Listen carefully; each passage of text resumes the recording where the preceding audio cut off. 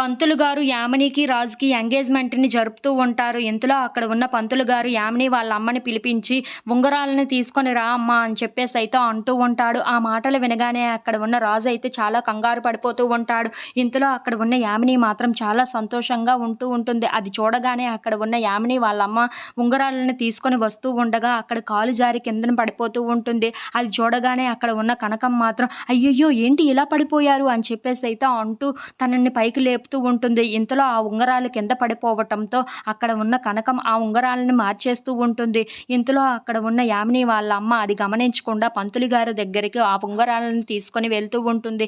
ఇంతలో అక్కడ ఉన్న కావ్య మాత్రం చాలా కంగారు పడిపోతూ ఉంటుంది. ఏంటి ఈ ఎంగేజ్‌మెంట్ జరిగిపోతే ఇంకా ఏముంది? ఇంకా ఎలా ఆపగలను నేను ఈ పెళ్ళిని అని చెప్పేసైతే అనుకుంటూ ఉంటుంది. ఇంతలో అక్కడ ఉన్న పంతులు గారు మాత్రం, "ఏంటమ్మా ఇందులో ఉంగరాలు లేవు కదా!" అని చెప్పేసైతే అంటూ ఉంటారు. ఆ మాటలు వినగానే అక్కడ ఉన్న యామిని వాళ్ళ అమ్మ అయితే ఒక్కసారిగా చాలా కంగారు పడిపోతూ ఉంటారు. అది చూడగానే అక్కడ ఉన్న కావ్య అయితే చాలా సంతోషిస్తూ ఉంటుంది. ఏంటి ఉంగరాలు మాయమైపోయాయా అని చెప్పేసైతే అనుకుంటూ ఉంటుంది. ఇంతలో అక్కడ ఉన్న ధాన్యలక్ష్మి మాత్రం, ఏంటి ఉంగరాలు మాయమైపోయాయా? ఏంటో అపశకునాలే జరుగుతున్నాయి అన్నీ. ఏవో దోషాలు పోవాలి అని చెప్పి మళ్ళీ ఎంగేజ్‌మెంట్ జరిపితే, మళ్ళీ ఇందులోనే ఇంకా ఎంగేజ్‌మెంట్‌కి దోషం జరుగుతుందే. ఏంటో అర్థం కావటం లేదు. అసలు ఈ పెళ్లి జరుగుతుందా లేదా అని చెప్పేసైతే అంటూ ఉంటుంది. ఆ మాటలు వినగానే అక్కడ ఉన్న యామిని అయితే చాలా కంగారు పడిపోతూ, ఏంటి ఉంగరాలు లేకపోవటం ఏంటి అని చెప్పేసైతే చాలా భయపడుతూ ఉంటుంది. ఇంతలో అక్కడ ఉన్న ధాన్యలక్ష్మి మాత్రం, అవును మరి అసలు ఈ పెళ్లి జరుగుతుందో లేదో అన్న అనుమానాలు కూడా వస్తున్నాయి అందరికీ అని చెప్పేసైతే అంటూ ఉంటుంది.